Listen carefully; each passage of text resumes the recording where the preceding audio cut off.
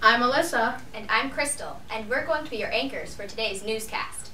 For today's early entertainment, we have the credit card and boom cycle with Amalia talking about the economy of the 1920s. Hi, I'm Amalia. Welcome to the 1920s. Everyone is rich. The Great War is over, and there's nothing to worry about. The economy is booming. We still have our factories from the war, but we no longer need to make supplies. Instead, we can all have the new Ford automobile. But how can we all pay? Well, women who needed to fill in men's jobs during the war enjoyed working and still do. The typical family's income is now doubled. Our factories are very successful because exports to Europe are crucial. The whole Great War was fought there, and they need our products to rebuild themselves. Also, with most families having a larger income, people are buying more and helping our economy thrive. What if you don't have the money? Who cares? Pay only a little every month or just wait a few years. Credit and installment buying are new popular ways to make purchases. With factories making a larger profit, goods are selling at lower prices. This makes the new products even more popular, and the factories continue to thrive. Stock prices are skyrocketing. Federal spending favors new technology. The government needs new infrastructure the government funds new infrastructure like highways for all our new cars. Urban culture is influenced by the booming economy. Formerly rural people are moving to the cities to find jobs. For example, African Americans, the majority of which lived in rural areas, are now concentrated in Harlem and have a vibrant culture and a growing middle class. People having more money allows us to enjoy new technology like the radio. This influences our culture because of how much news we know or how quickly we know it. As a form of entertainment, the radio influences our culture even more. The boom cycle we are in has a large effect on the middle class of urban areas. We are in the cycle because of the mobilization of money to different causes, women working, and Europe needing new raw materials. This is the outcome of the Great War ending. This doll will tell us how she is influenced by our economy.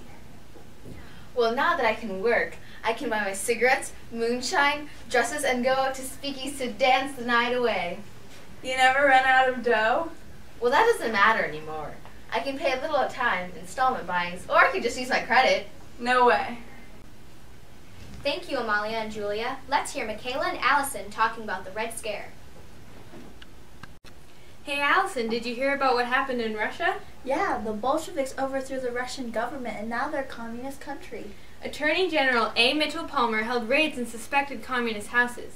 The people were then either thrown in jail or deported to Russia. Yeah, one of my neighbor's houses was raided. He was then deported to Russia. Later, I found out he was executed because they thought he was an American spy. That's terrible. It seemed that many Americans disagreed with the communist beliefs, that everyone was economically equal and the government owned everything. They were afraid that a revolution would start here. Palmer even started the Intelligence Division Federal Bureau of Investigation to uncover the Bolshevik conspiracy and deport them. I was in a constant state of terror, hoping that I wouldn't get raided too. I could barely even sleep at night.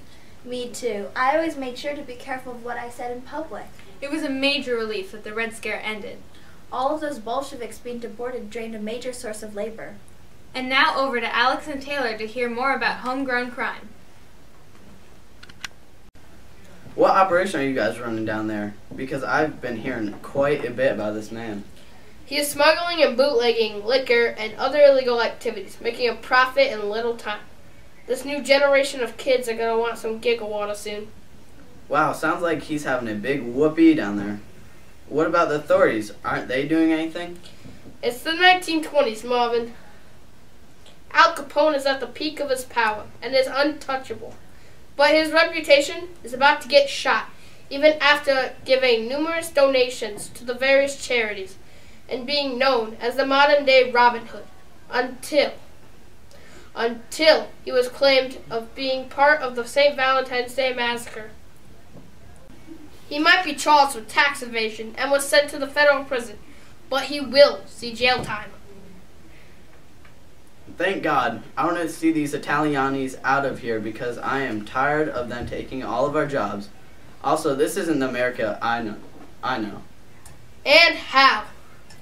Our economy suffered when the prohibition was declared because tens of thousands of men lost their jobs in liquor and brewery industry.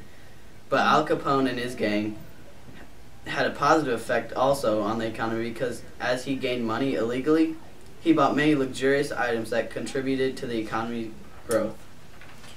Other than the economy, organized crime had a greater impact in politics, showing that the government cannot make laws that go against the will of the people. Wow, that was some crazy news. Let's take a commercial. Don't change Change that that station. You should get these new basketball shoes. They're called Converse. They're made out of brown and black canvas with thick rubber soles, and they got way more better grip than your other shoes. They go all the way up to the ankle, and they help you play b-ball better, and make you have better control.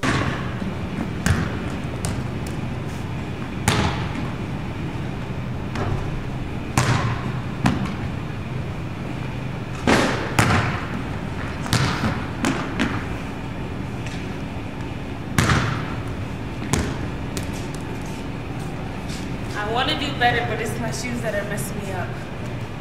I go down to my feet. You gotta go down to my feet.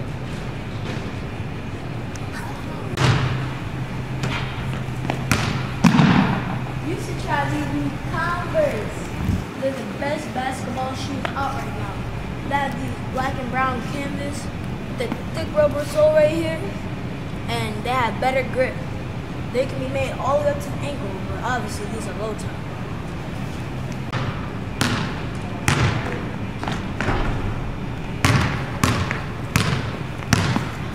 Thank you. I got thanks to these new and approved All-Star Converse. Hey America, you know how they already took away your first favorite drink? This could be your second. It really does have that taste good feeling. Yeah, I know, right? Doesn't it make you happy? The only reason why it has that taste good feeling is because it has cocaine in it. This drink only costs 5 cents, so come by now. Welcome back. Now, let's hear about the 1927 World Series Baseball and Hockey with Nimesh and Kayan. Today in the baseball world, the Pirates' Paul and William Weiner took on the Yankees' Murderers Row in Game 4 of the 1927 World Series. The Yankees had to win this game in order to be officially called World Series champions, but the Pirates were not going down without a fight. Both teams were evenly matched, and it seemed like the game would have to go to extra innings. But in the 9th inning, disaster struck for the Pirates. John Mills, who had been consistent throughout the 8th inning, gave up a walk to Earl Combs. Then Mark Koenig beat out a bunt, putting the runners on first and second. Mills then threw a wild pitch, advancing Combs to third and Koenig to second. Mills then decided to walk Babe Ruth. Mills managed to strike out the next two batters, but then disaster struck again when Mills threw another wild pitch, scoring Combs. In the end, the Yankees won and the Pirates lost in what may be the best World Series in history. Also, in the sports world, the 10-time Stanley Cup champions went head-to-head against the Boston Bruins. In the game, the Senators took a 2-0 lead against the Bruins in the first. Goals by Finnegan and Dinenny. After a scoreless second period from both teams, Dinenny scored in the third period, making it even harder for the Bruins to win. Eventually, the Bruins scored, but by then, the Stanley Cup was too far of a climb. Let's hear about those movies from the 1920s, Danny. Are you tired of traveling long distances to listen to music? Are you sick of spending all that money in clubs? Well, now you can bring your favorite bands right into your house. For only $8, this crystal radio can be all yours. This tiny machine can provide entertainment for you, your family, and your neighbors. In addition to listening to music, you can also listen to sporting events, fictional stories, newscasts, and much, much more. Buy it now. The invention of the century, the radio. The development of the radio is coming together. Until now, only the military and the Great War used radios, and now it has become popular for Americans to access news and entertainment from radios in their own living room.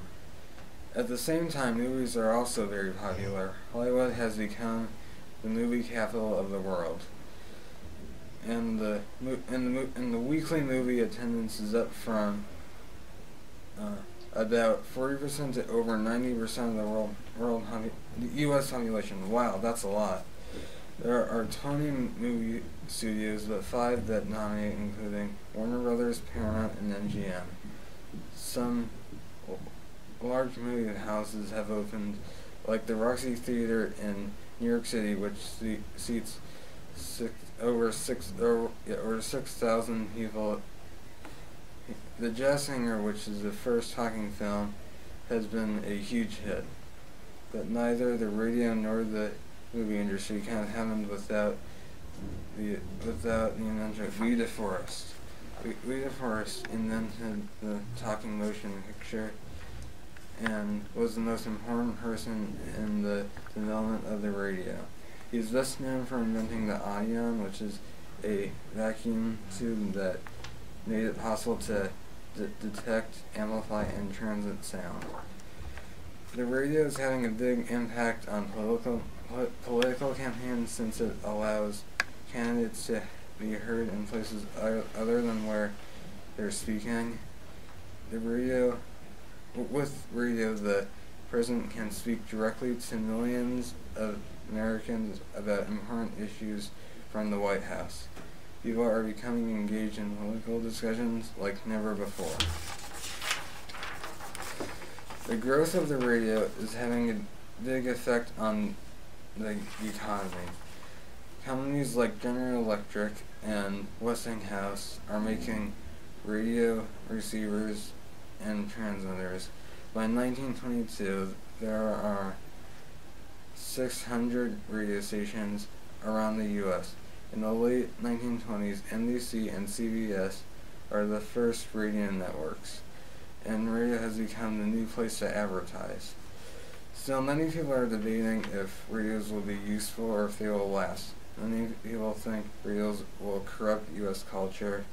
Other people think it will thrive and be a great tool for communication. Similar to with radios, people are thinking movies will not be used for long. People are concerned about what impact movies are having on young people and their behavior. Hearing that really makes me want to go see a movie. What about you, Alyssa? Yes, definitely. Now tell me about the bootlegging those days, Chloe. Well, by this time we know that prohibition is a ban on making, selling, and transporting alcohol.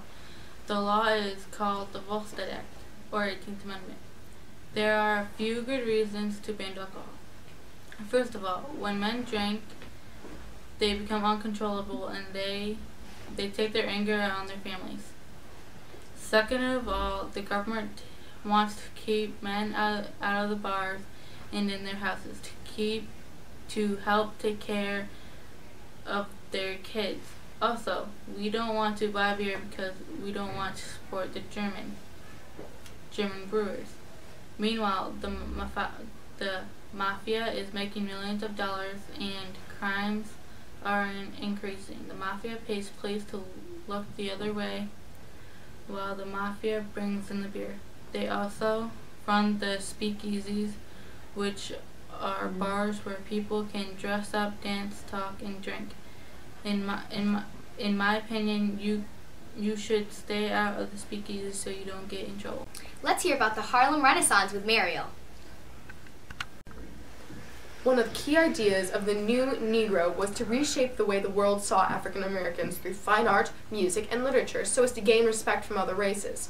Black authors are encouraged to set restrictions of traditional poetry and to write from their own perspective. But if they're too blunt in describing the hardships of being colored, fellow blacks have complained of being shown as needy and downtrodden. African Americans' visual arts are also very avant-garde. Many black artists paint in highly stylized forms, in bold colors, a distinct style that is easily recognizable. The music, art, and writings of black artisans have spread, and world-renowned artists such as Picasso are having success with similar artistic styles in his paintings. Aaron Copland, the famous composer, has also experimented with jazz and ragtime in his pieces. Some, like Langston Hughes, believe that black cultural achievement will help fight racial discrimination and thus encourages Harlem's culture to grow. Others, like W.E.B. Du Bois, believe that blacks should build their culture for their own sake, not as a means to gain the respect they feel they deserve.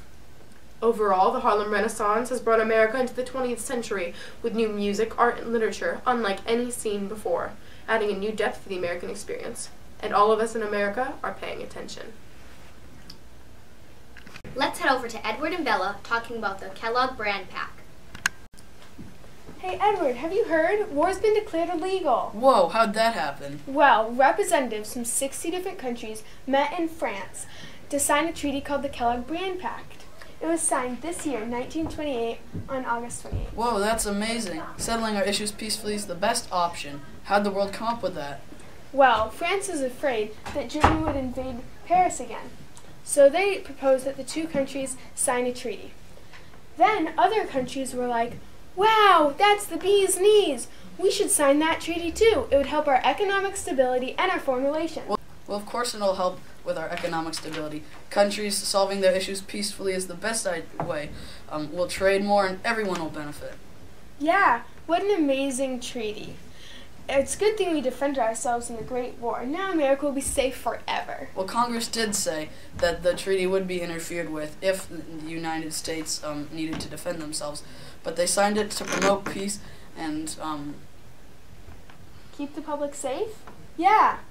It's awesome that now we can all be safe. And who would want to attack America anyway? No one would, not even the Japanese. Hurrah to parchment peace. Now for the last presentation, we have Coco interviewing Julia about flappers and speakeasies.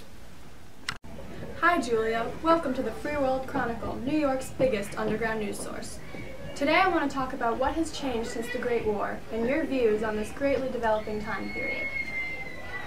Hi Coco, I'm flattered to be here. And we're flattered to have you. Alright, so tell me about the new fashion trends. What do you think has inspired this generation to dress how they dress?